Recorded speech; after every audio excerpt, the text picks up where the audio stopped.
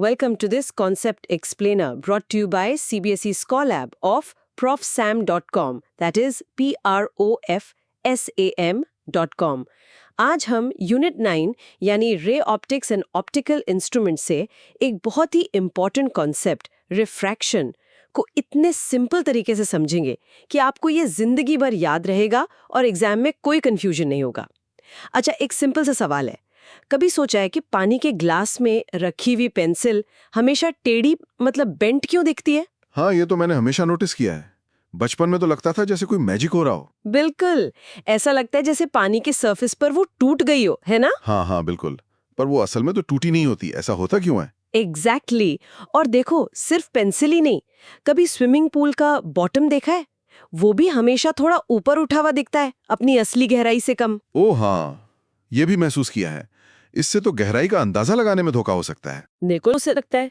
और इन दोनों ही चीजों का रीजन एक ही है, फिजिक्स की एक प्रॉपर्टी जिसे हम कहते हैं रिफ्रैक्शन। ये कोई मैजिक नहीं, बस लाइट का एक बिहेवियर है। तो आखिर ये रिफ्रैक्शन है क्या? बिल्कुल सिंपल शब्दों में रिफ्रैक्शन का मतलब है लाइट का बेंड होना, यानी मुड़ना। लाइट का मुड़ना? हाँ, जब वो एक मीडियम से दूसरे मीडियम में ट्रैवल करती है, जैसे हवा से पानी में। लेकिन हमने तो पढ़ा था कि लाइट हमेशा सीधी लाइन में चलती है। बहुत अच्छा सवाल है। देखो, लाइट एक मीडियम के अंदर तो हमेशा सीधी ही चलती है, लेकिन जब वो एक मीडियम से दूसरे में एंटर करती है ना, उस बाउंड्री पर वो अपना रास्ता थोड़ा बदल लेती है, मुड़ जाती है। अच्छा। और ऐसा इसलिए होता है क्योंकि अलग अलग मीडियम में लाइट की स्पीड अलग अलग होती है। हवा में फास्ट, पानी में थोड़ी स्लो और ग्लास में और भी स्लो। ओके, तो स्पीड चेंज होने की वजह से वो बेंड हो जाती है। परफेक्ट। इसको समझने के लिए एक बहुत अच्छी एनालॉजी है। इमेजिन करो कि तुम एक व्हीलचेयर चला रही हो। पहले तुम एक एकदम स्मूथ कंक्रीट की रोड पर हो, जहां व्हीलचेयर बहुत तेज चल रही है। ठीक है, व्हीलचेयर कंक्रीट पर है और आगे रेत है, सैंड। अब सोचो, अगर तुम व्हीलचेयर एक एंगल पर मतलब टेढ़ा रेत में एंटर करोगी तो क्या होगा? तो एक पहिया पहले रेत में जाएगा और दूसरा अभी भी कंक्रीट पर ही होगा। एग्जैक्टली। और जो पहिया रेत में पहले गया वो अचानक से स्लो हो जाएगा, लेकिन दूसरा पहिया अभी भी कंक्रीट पर है तो वो अपनी फुल स्पीड पर है। इसका रिजल्ट क्या होगा? व्हीलचेयर मुड़ जाएगी। हाँ, वो अचानक से मुड़ जाएगी, पिवट कर जाएगी, उस तरफ मुड़ेगी जिस तरफ वाला पहिया स्लो हुआ है। समझ गई, क्योंकि एक साइड फास्ट और एक साइड स्लो है तो वो घूम जाएगी। तो लाइट के साथ भी ऐसा ही होता है? बिल्कुल सेम। लाइट भी जब हवा जैसे फास्ट मीडियम से पानी जैसे स्लो मीडियम में एक एंगल पर एंटर करती है तो उसकी स्पीड कम होती है और वो बेंड हो जाती है। चलो, इसकी एक मेंटल इमेज बनाते हैं। सोचो, एक अंधेरा कमरा है और तुम्हारे हाथ में एक लेजर पॉइंटर है। ठीक है, मैं इमेजिन कर रही हूं। तुमने लेजर ऑन की और उसकी रेड लाइट हवा से होती हुई नीचे रखे पानी के टब की सरफेस से टकरा रही है। हवा में एक सीधी लाल लाइन। हाँ, हवा में वो एकदम स्ट्रेट है, लेकिन जैसे ही वो पानी की सरफेस को हिट करती है, उस पॉइंट पर अचानक एक किंक या मोड़ आता है। अच्छा। पानी के अंदर भी वो चलेगी तो सीधी ही, लेकिन अब एक अलग थोड़े छोटे एंगल पर चलेगी। सरफेस पर डायरेक्शन का ये जो अचानक बदलना है, बस वही रिफ्रैक्शन है। तो चलो, ये तो हो गया कॉन्सेप्ट। अब देखते हैं कि एनसीईआरटी इसको एग्जाम के लिए आखिर कैसे डिफाइन करता है। हाँ, ताकि मार्क्स पूरे मिले। सेक्शन 9.3 से रिफ्रैक्शन के लॉज पढ़ के बताओ जरा। ओके, एनसीईआरटी कहता है the incident ray, the refracted रे and the normal to the interface at the point of incidence all lie in the same plane. Yes. और दूसरा लॉ है the ratio of the sine of the angle of incidence to the sine of angle of refraction is constant. This is known as Snell's law. We have sin I sin r equals to n/1. ये थोड़ा technical है। इसमें ये normal क्या चीज है और ये n/1 या रिफ्रैक्टिव इंडेक्स, ये क्या होता है? Good question. चलो, इन टेक्निकल टर्म्स को एक एक करके समझते हैं। Step 1, normal. देखो, नॉर्मल कोई असली लाइन नहीं है, ये एक इमेजिनरी लाइन है जो हम उस सरफेस से 90 डिग्री पे बनाते हैं जहां लाइट हिट करती है। अच्छा, रेफरेंस के लिए? हाँ, ये हमारी रेफरेंस लाइन है। हम सारे एंगल्स इसी नॉर्मल से नापते हैं, ठीक है? ओके। अब स्टेप 2, रिफ्रैक्टिव इंडेक्स, जिसे हम n से लिखते हैं। ये बस एक नंबर है। ये नंबर हमें बताता है कि किसी मीडियम में लाइट कितनी स्लो हो जाती है। जैसे हवा का n लगभग 1 होता है, पानी का 1.33 और ग्लास का करीब 1.5। तो मतलब n की वैल्यू जितनी ज़्यादा होगी, लाइट उस मीडियम में उतनी ही स्लो चलेगी। परफेक्ट। और जिस मीडियम का n ज्यादा होता है उसे हम कहते हैं ऑप्टिकली डेंसर मीडियम, और जिसका n कम हो वो है ऑप्टिकली रेयर मीडियम। और अब आते हैं step 3, Snell's law. n1 sin I is equal to n2 sin R। ये देखने में कॉम्प्लिकेटेड है पर इसका रूल बहुत सिंपल है। रूल ये है, जब लाइट रेयरर मीडियम मतलब कम n वाले जैसे हवा से डेंसर मीडियम मतलब ज्यादा n वाले जैसे पानी में जाती है तो वो नॉर्मल के तरफ टुवर्ड्स द नॉर्मल बेंड होती है। इसका मतलब जो एंगल ऑफ रिफ्रैक्शन r होगा वो एंगल ऑफ इंसिडेंस I से छोटा होगा। Exactly.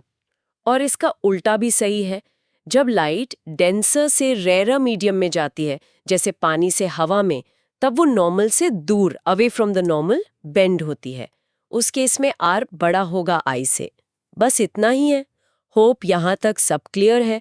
This concept explainer is from profsam.com, that is profsam.com।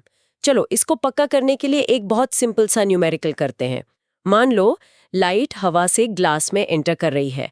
हवा हमारा मीडियम 1 तो n1 हो गया 1.0, ग्लास मीडियम 2 तो n2 हो गया 1.5। ठीक है, रेयर से डेंसर मीडियम में जा रही। करेक्ट। और मान लो एंगल ऑफ इंसिडेंस 30 डिग्री है तो I हो गया 30 डिग्री। हमें R पता करना है। तो हम स्नेल्स लॉ यूज करेंगे, n1 sin I equals n2 sin R। बिल्कुल। अब वैल्यूज डालते हैं। 1.0 multiplied by sine 30 degree equals 1.5 multiplied by sine R। Sine 30 degree की वैल्यू होती है 0.5, तो इक्वेशन बन गई 0.5 इक्वल्स 1.5 इंटू साइन R। यानी साइन R निकालने के लिए 0.5 को 1.5 से डिवाइड करना पड़ेगा, जो कि 1/3 होता है। करेक्ट। 0.5 डिवाइडेड बाय 1.5 हुआ 13, यानी करीब 0.333। तो sine R is equal to 0.333। जब हम R की वैल्यू निकालते हैं तो वो आती है लगभग 19.5 डिग्री। ओह, तो एंगल 30 डिग्री से घटकर 19.5 डिग्री हो गया, मतलब छोटा हो गया। हाँ, और ये हमारे रूल को प्रूव करता है। जब लाइट रेयरर से डेंसर मीडियम में गई तो वो नॉर्मल की तरफ बेंड हो गई और एंगल छोटा हो गया। यही कॉन्सेप्ट आगे टोटल इंटरनल रिफ्लेक्शन और लेंसेज को समझने का फाउंडेशन है। अब वो कॉमन मिस्टेक्स डिस्कस करते हैं जिनकी वजह से एग्जाम में मार्क्स कट जाते हैं। ये हैं साइलेंट किलर्स। हाँ, ये तो सबसे जरूरी है। पहली गलती, स्टूडेंट सोचते हैं कि लाइट हमेशा एक ही तरह से बेंड होती है, जैसे उनके दिमाग में बैठ जाता है कि लाइट हमेशा नॉर्मल की तरफ ही बेंड होगी। अच्छा, वो मान लेते हैं कि बेंडिंग का डायरेक्शन हमेशा फिक्स्ड है। हाँ, जबकि सही लॉजिक ये है कि बेंडिंग का डायरेक्शन इस बात पर डिपेंड करता है कि लाइट रेयरर से डेंसर जा रही है या डेंसर से रेयरर। डेंसर मीडियम में जाते वक्त नॉर्मल की तरफ, रेयरर मीडियम में जाते वक्त नॉर्मल से दूर। ओके, तो डेंसर मीडियम में नॉर्मल की तरफ और रेयरर में नॉर्मल से दूर। ठीक है, याद रहेगा। एकदम। अब दूसरी गलती, स्टूडेंट्स को लगता है कि हर मीडियम लाइट को बराबर एंगल से बेंड करता है। लेकिन उनके रिफ्रैक्टिव इंडेक्स तो अलग-अलग हैं। पानी का 1.33 और ग्लास का 1.5, तो बेंडिंग भी अलग होनी चाहिए ना। बिल्कुल सही लॉजिक। बेंडिंग इस बात पर डिपेंड करती है कि दोनों मीडियम के रिफ्रैक्टिव इंडेक्स में कितना डिफरेंस है। जितना ज्यादा डिफरेंस उतनी ज्यादा बेंडिंग। Got it. तो रिफ्रैक्टिव इंडेक्स में जितना बड़ा डिफरेंस उतनी शार्प बेंडिंग होगी। इसको आसानी से हमेशा के लिए याद रखने के लिए एक फ्रेज और एक जेस्चर है, मेमोरी एंकर की तरह। ये अच्छा है, इससे एग्जाम में जल्दी याद आ जाएगा। फ्रेज बहुत सिंपल है, denser in bend in. Denser in bend इन। जब लाइट डेंसर मीडियम में इन करती है तो वो नॉर्मल की तरफ बेंड इन करती है, और इसका उल्टा rare out bend out. Perfect. जब लाइट रेयरर मीडियम में आउट जाती है तो वो नॉर्मल से बेंड आउट करती है, यानी दूर जाती है। Denser in bend in, rare out bend out. ये तो याद हो गया। अब इसका एक फिजिकल जेस्चर, सब लोग इसे मेरे साथ करके देखो। अपने लेफ्ट हाथ को बिल्कुल सीधा रखो, ये है तुम्हारा नॉर्मल। ठीक है, लेफ्ट हैंड सीधा, ये नॉर्मल है। अब अपना राइट हाथ एक एंगल पे लाओ, ये है तुम्हारी इंसिडेंट रे। अब अगर लाइट डेंसर मीडियम में जा रही है तो डेंसर इन बेंड इन के हिसाब से अपने राइट हाथ को नॉर्मल की तरफ यानी लेफ्ट हाथ की तरफ थोड़ा झुकाओ। अच्छा, एंगल छोटा कर दिया। और अगर लाइट रेयरर मीडियम में जा रही है तो रेयरर आउट बेंड आउट।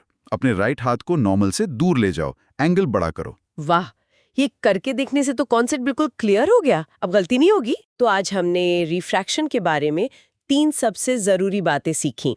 पहली बात, रिफ्रैक्शन का बेसिक मतलब है लाइट का मुड़ना, और इसका कारण है लाइट की स्पीड का बदल जाना। जी। दूसरी बात, ये बेंडिंग स्नेल्स लॉ यानी n1 sin i is equal to n2 sin r से कंट्रोल होती है। बिल्कुल। और डायरेक्शन का सिंपल रूल है, डेंसर में जाने पर नॉर्मल की तरफ, रेयर में जाने पर नॉर्मल से दूर। ठीक है। और तीसरी और सबसे इम्पॉर्टेंट बात, यही रिफ्रैक्शन का प्रिंसिपल हमारे चश्मे, कैमरा, माइक्रोस्कोप और हमारी आंख के लेंस तक सभी ऑप्टिकल इंस्ट्रूमेंट्स का बेस है। 12th CBSE फिजिक्स, केमिस्ट्री और मैथ्स में मैक्सिमम मार्क्स लाने के लिए profsam.com पर विजिट करें। That is PROFSAM, right? Yes, PROFSAM.com। मिलते हैं अगले कॉन्सेप्ट एक्सप्लेनर में।